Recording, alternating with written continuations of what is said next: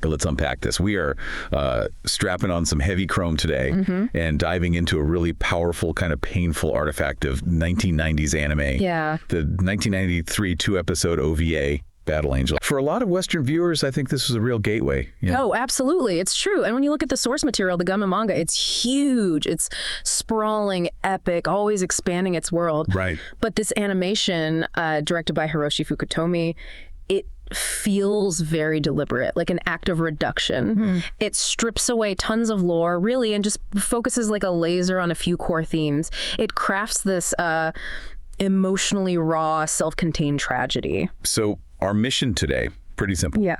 We want to give you the shortcut to understanding why this short OVA, these 2 episodes, still feel like a masterpiece. Yeah. You want to see how the architecture, the way they handle body modification, and this just heartbreaking, tragic romance, how it all crystallized these core cyberpunk ideas. And it all centers on that desperate struggle, doesn't it, for humanity, for meaning in this completely unjust world.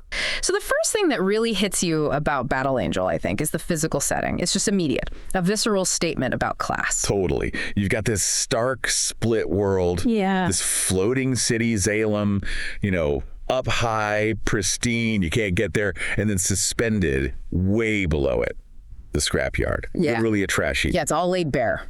That geography is the social structure. It's this persistent visual metaphor for, well, class stratification. And it's a model of parasitic exploitation. How so parasitic? Well, Salem, this floating heaven, it doesn't just float there on its own. It sustains itself by sucking up resources and manufactured goods from the scrapyard through those massive factory tubes. Right, the tubes. And then when Zalem's done with stuff, it dumps. The scrapyard is literally Zalem's personal garbage dump. so the people down below are forced to just live in, scrounge through the refuse of the elite. Exactly. So they're not just exploiting the labor down there. They're actively maintaining this like visual spectacle of despair. Wow. That's the core of it, really. Zalem's identity, its whole thing about being this pure utopia, it completely depends on the scrapyard being hell. By constantly dumping its waste, Zalem reinforces its own purity, its superiority. The despair, the chaos down there, that's not just some unfortunate side effect. You're saying it's intended. It feels like the necessary output, yeah. Used to justify Zalem's isolation and perfection. Okay, so this intentional hopelessness, it brings us straight to Yugo, right? His personal tragedy. Yeah, poor you. His entire life is just driven by this one thing. Yeah. Reach Zalem. He needs 10 million chips to buy his way up. And he's so consumed by this false hope that he does horrific things. Yeah. Spine jacking, harvesting spinal columns from people just like him. And that dream of getting up there, it's the system's most effective weapon. How do you mean? Well, you have figures like Mector, right? He perpetuates this myth that you can buy your way into Zalem. He uses money, capital accumulation as the carrot. Hope itself becomes this managed, corrosive tool. A manipulation. Totally. And the story makes it brutally clear. People from the ground, they have no real way to get to Zalem. It's a lie. And we see that lie exposed so brutally. When Yugo, he's injured, desperate, he makes that final run for it, tries to climb the factory tube itself. Oh, that scene. That scene where he gets caught by that massive spinning defensive ring. Yeah. It just shreds him. It's hard to think of a more, well, visceral end to individual ambition. It's horrific. And when you look at that death, you realize it serves a purpose for the system. Right. Zalem's most insidious control, its colonizing aspiration, by dangling that fantasy ticket, 10 million chips, the system channels all that energy, all that potential revolutionary anger Into destroying each other. into self-destructive things like spine jacking. Exactly. Yeah. Ego wasn't fighting the rich. He was preying on the poor, on his own people. The dream of escaping individually stops any kind of collective action against the whole rotten structure. Okay, let's shift focus a bit. From the big picture, the geography, down to like the human body itself, the anatomy. We are deep in that high-tech, low-life vibe here. Yeah.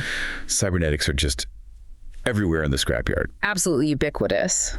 But crucially, they're not about transcendence, right? It's not some utopian upgrade. No, it feels more like just necessity, a prerequisite for survival in that kind of violent, hazardous place. And that results in this really profound cultural alienation, I think. The casualness of it all. People get dismembered, replaced, rebuilt. Like swapping out parts on a machine. Exactly. The body is just modular hardware. It's tech used for maintenance, for labor, not really for liberation. But hang on. Galley gets the good stuff. Ido rebuilds her with that super advanced military-grade berserker body. Right. Doesn't that kind of prove that technology can be transcendent? Or is she just, the exception that proves the rule? That's a really important distinction. Galley is the exception, yes, but she still proves the rule because her superior chrome, her body, it's not a product of the Scrapyard's economy. Ah, right. Where did Ido find it? In the scrap heap, it's implied to be military surplus from Zalem, or maybe even older. A remnant of some forgotten superior tech. Okay. So that just emphasizes the point. The quality of your body, and therefore your power, it's a visible sign of wealth, of access, maybe even historical access. The system decides not just what parts you get, but what kind of power you're even allowed to have. And where the system really draws the line, the thing you can't just swap out. The organic bits. The brain and, crucially, the spinal column. They're irreplaceable. Which makes them the single most valuable commodity on the black market down there. Right. And this is where spinejacking gets its real power as a metaphor. Go on. It is the literal extraction of a person's core being, their physical connection to consciousness ripped out for profit. And it's people like Yuko, the working class, you could say, preying on their peers to do this horrible labor. Yes. And the profit, where does it go? Straight up the chain. To Vector. To Vector, who acts as the middleman. And who is he servicing? Elites. Probably from Zalem, needing organic parts. Wow. So this illegal trade is actually part of the supply chain, flowing from the scrapyard up to Zalem. Seems like it. It's a chilling metaphor for alienated labor under extreme capitalism, right? The workers are forced to literally dismember themselves and each other. To fuel a system that gives them nothing back. Exactly. All under this false promise of maybe someday getting out. They're basically forced to participate in their own destruction just to survive day to day. So the philosophical core, I think, really lies with Galley. Her journey. Definitely. She wakes up basically a blank slate. Total amnesiac, thrown into this absurd, violent world with zero memories, no past to guide her at all. And that narrative choice, it's brilliant because it makes her the only character who's truly free to see the dystopia for what it is, without, the distortion of false hope or past regrets. Yeah, everyone else is kind of trapped. Right. Ido has his guilt. Yugo has his single obsession with Zalem, Chigrin, who we'll get to, her desperation to return. They're all imprisoned by history or aspiration. But Galley has neither. So she has to forge her own purpose. It's that classic existential idea, right?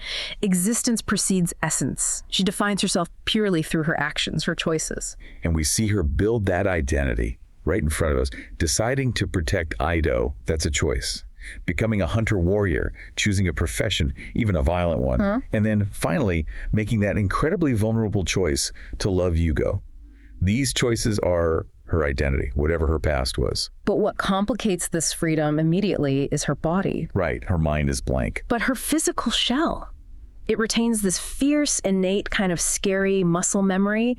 It knows this incredibly advanced combat style. Her body has a history her mind can't reach. Yeah, you see that friction, especially when she pushes back against Ido, trying to treat her like a fragile doll he needs to protect. Yes. She asserts that warrior nature. She's basically saying, my body is part of who I am, and it demands action. It knows things. So how does she reconcile that? Minds and body. Well, the synthesis is the breakthrough, I think. Galley's true self emerges from that tension, that friction between her instincts, her body's capability, and her conscious amnesiac will. She doesn't just become a weapon. No, exactly. Even after Yugo's death, she doesn't become purely destructive. She channels that physical power in service of her conscious choices to love, to protect, maybe even just to survive with meaning. It shows identity isn't just fixed by memory. It's something that emerges forged in the heat of living authentically right now. So if the manga is this sprawling sci-fi epic, which it is, the OVA feels much more like a focused lyric tragedy. That's a good way to put it. And the changes they made back in '93, they weren't random. They feel like really deliberate strategic choices to heighten the thematic impact, to make it incredibly focused. Yeah, it feels tighter. They absolutely sacrifice that narrative breadth you get in the manga for sheer emotional depth. And the most crucial choice, I think, was centering and really intensifying the Galley-Yugo romance. Making it the heart of everything. Yeah.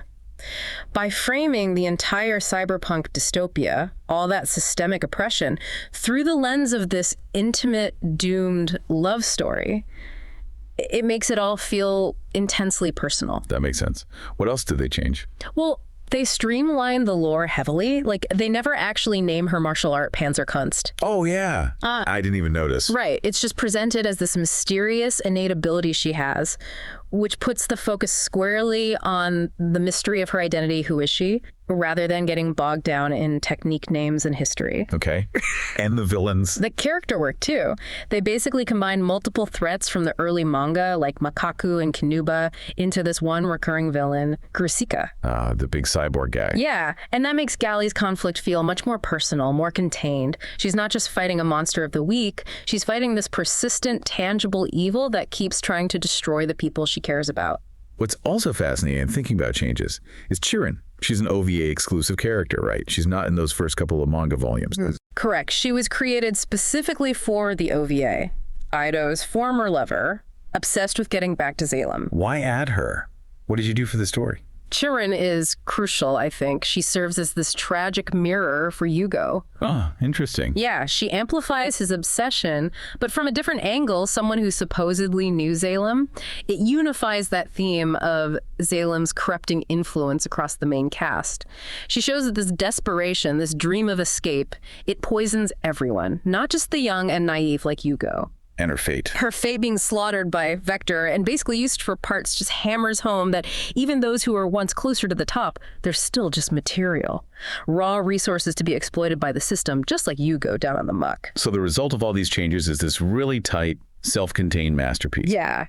The narrative choices argue pretty convincingly that when you're facing this overwhelming, indifferent system, maybe the only struggles that really matter, the only ones you can even attempt, are the intimate, personal, emotional ones. Hashtag tag outro. And you can definitely see its influences, its literary lineage, the whole high-tech, low-life look, the social setup that owes a clear debt to William Gibson, right? Neuromancer feels like it's in the DNA. Oh, absolutely. And then the questions about post-human authenticity. You know, Galli being called the most human person I ever met, despite being mostly machine. Yeah. That feels deeply rooted in Philip K. Dick's work, those Blade Runner kind of questions about empathy and what makes us human. The creator, Yukito Kishiro, was apparently influenced by philosophy. Galli's journey, lacking inherited values, having to create her own meaning through sheer will.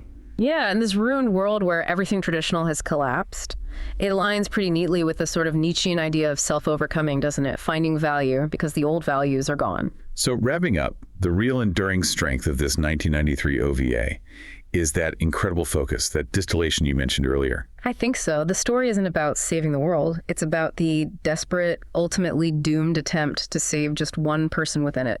And that shift in scale from potentially epic sci-fi down to personal tragedy, it just amplifies the power somehow. Definitely. Which brings us to that final haunting image. Galli staring up at Zalem, totally impassive, and she's stained with Yugo's blood. Yeah. We've established this whole system was designed to crush individual hope, to funnel energy into self-destructive acts like spine-jacking. Yeah.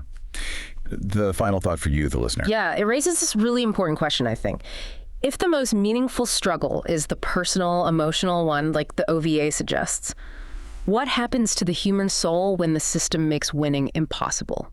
And worse, when it actually requires you to betray your peers to become a spinejacker, essentially just even participate in that false promise of escape. What do you have to sacrifice internally just to survive life on the scrap heap?